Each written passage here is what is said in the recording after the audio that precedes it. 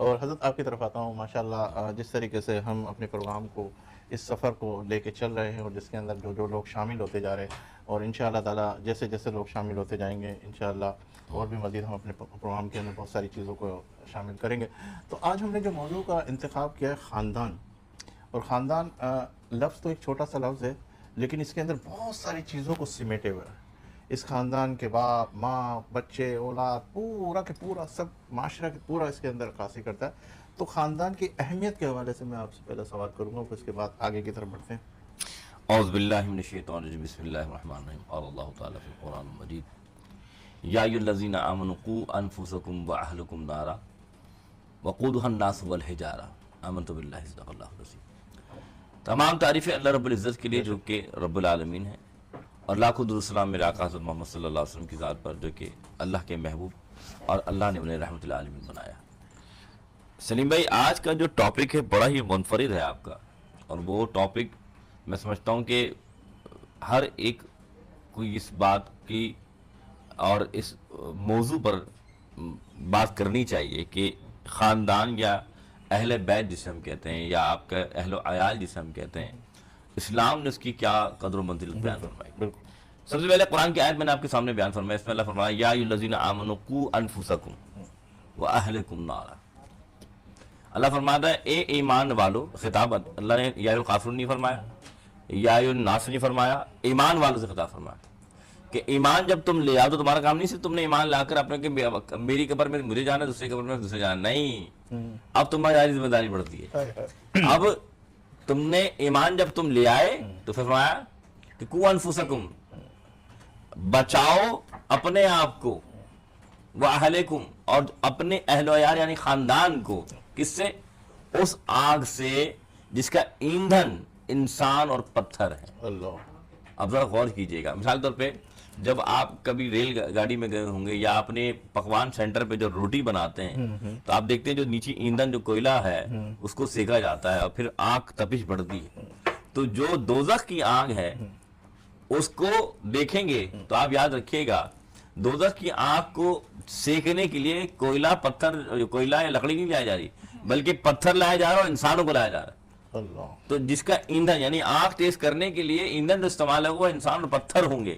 اب ذرا غور کی بات ہے کہ انسان اور پتھر کیوں ہوں گے کہ اللہ نے اس لیے فرمایا کہ تم بچاؤ اپنے اہل و عیال کو بھی اپنے آپ کو بھی. تو معلوم ہی چلا کہ انسان انفرادی طور پر کوئی بھی کام کرے وہ تو الگ بات ہے لیکن جب وہ خاندان سے جڑتا ہے تو اس کو اوپر ذمہ داری آ جاتی ہے کہ وہ صرف اپنے آپ کو آگ سے نہیں بچائے گا جہنم سے نہیں بچائے گا بلکہ اپنے اہل و عیال کو بھی بچائے گا. یہ قرآن نے وعدے کر دیا. اب دوسری بات خاندان کے بارے میں اللہ کے رسول نے کیا فرمایا؟ حضور نے فرمایا خیرکم لأہلی او کما قال صلی اللہ علیہ وسلم. حضور نے یہ نہیں فرمایا کہ میں اللہ کا محبوب ہوں اس لیے میں پیارا ہوں. حضور نے یہ نہیں فرمایا کہ میں خاتم النبیین ہوں تو اس لیے بہت پیارا ہوں. اس لیے یہ بھی نہیں میرے آقا نے یہ بھی نہیں فرمایا کہ میں رحمت للعالمین بنا کر بھیجے گا اس لیے بہت ہی پیارا ہوں بلکہ فرمایا خیرکم لأہلی میں اس لیے پیارا ہوں کہ میں اپنے خاندان میں سب کے لیے اچھا ہوں. اللہ یعنی جب آپ خاندان میں اپنے سب کے اچھے ہو جاتے ہیں اور لوگ آپ کو اچھائی سے یاد کرتے ہیں تو حضور فرما رہے ہیں کہ میں اس لیے اچھا ہوں کہ میں کہ اپنے خاندان میں اچھا ہوں. تو انسان اور ایک مسلمان کے لیے لازم ہے کہ وہ اپنے خاندان کے لیے بہتر ہو. جب اس کی خاندان میں بہتر ہوگا تو یقین مانے ظاہر سی بات ہے جب ہوتا ہے کہ میں کہوں کہ آپ دوسروں سے بڑے پیار محبت سے مل رہے ہیں آپ ہر ایک سے بڑی محبت سے پیش آ رہے ہیں لیکن جب آپ گھر میں داخل ہوتے ہیں تو بیوی بھی ڈرتی ہے بچہ سائڈ میں گم ہو جاتا ہے کہ پتہ نہیں باپ آگے کہ ظالم آ گیا. تو اسلام نے اسی طرح چاہے مرد ہو یا عورت ہو دونوں کے لیے بتایا کہ خاندان کی بڑی اہمیت ہے. جیسے مثال کے طور پر ایک بیوی جو ہے وہ جو سسرال میں جاتی ہے تو حضور نے فرمایا جس طرح تمہارے سگے ماں باپ ہیں اس طرح تمہارے 3 ماں باپ ہوتے ہیں. ایک جو تمہارے سگے ماں باپ, دوسرے تمہارے جو سسرال میں چاہے داماد ہو یا بہو ہو جو تمہاری ساس یا سسر وہ تمہارے ماں باپ, اور تیسرے تمہارے استاد ماں باپ. جی تو اب ان کی اطاعت کرنا بھی تمہارے لیے ایسا ہی جیسے کہ تمہارے ماں باپ کے لیے اطاعت کرنا. تو اب یہ خاندان جب جڑتا ہے تو رسول اللہ صلی اللہ علیہ وسلم نے فرمایا کہ ہر ایک کے لیے لازم ہے کہ وہ اپنے گھر والوں کی نگہبانی کرے. یعنی اگر تمہیں کوئی خاندان گیا ہے تو وہ اگر وہ اپنے خاندان میں سے کسی کی نگہبانی کر نہیں رہا تو رسول اللہ فرماتے ہیں اللہ ہر ایک سے اس کی نگہبانی کے بارے میں پوچھے گا کہ تم نے اپنے گھر میں جو تمہارے اہل و عیال تھے یعنی بھائی بہن ماں باپ بچے، اولاد، ان سب کے بارے میں اللہ پوچھے کیا تم نے ان کا حق ادا کیا؟ ایسا نہیں ہے کہ تم نے اچھے کپڑے پہن لیے، اچھا کھانا کھا لیا، تم نے نمازیں پڑھ لی، تم نے روزہ رکھ لیا، اپنا میرا حق ادا ہو گیا. نہیں، حقوق العباد کی جب بات آتی ہے تو بیوی کے بھی حقوق آتے ہیں، حقوق العباد کی بات آتی ہے تو بہن کی بھی حقوق آتے ہیں، حقوق العباد کی بات آتی ہے تو پھر بچوں کی بھی حقوق آتے ہیں. تو اس لیے لازم ہے کہ ہمیں ایک دوسرے کے حقوق ادا کرنا ہوگا.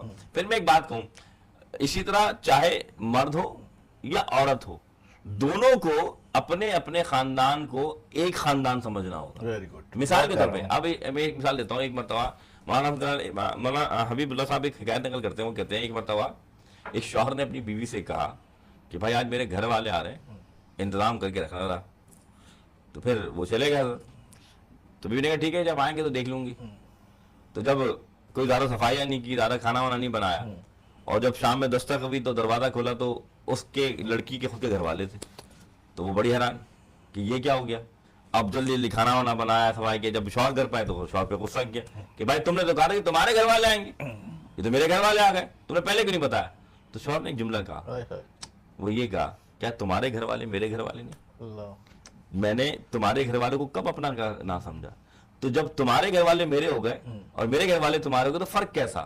تو یہی تو فرق مٹانا ہے کہ چاہے شوہر کا خاندان ہو وہ بیوی کے لیے اس کا خاندان، چاہے بیوی کا خاندان ہو وہ شوہر کے لیے اس کا خاندان ہے. تبھی یہ خاندان بنتا ہے. اس لیے رسول اللہ صلی اللہ علیہ وسلم نے فرمایا کیا کہ تم میں سے بہترین کون مرد ہے اور تم میں سے بہترین کون عورت ہے؟ فرمایا تم میں سے بہترین مرد وہ ہے جو اپنے گھر والوں کے لیے اچھا، اور تم میں سے بہترین عورت وہ ہے جو اپنے شوہر کے لیے اچھی. کیا بات ہے. تو یہ ہمارا دین ہے جو ہمیں سکھاتا ہے. جی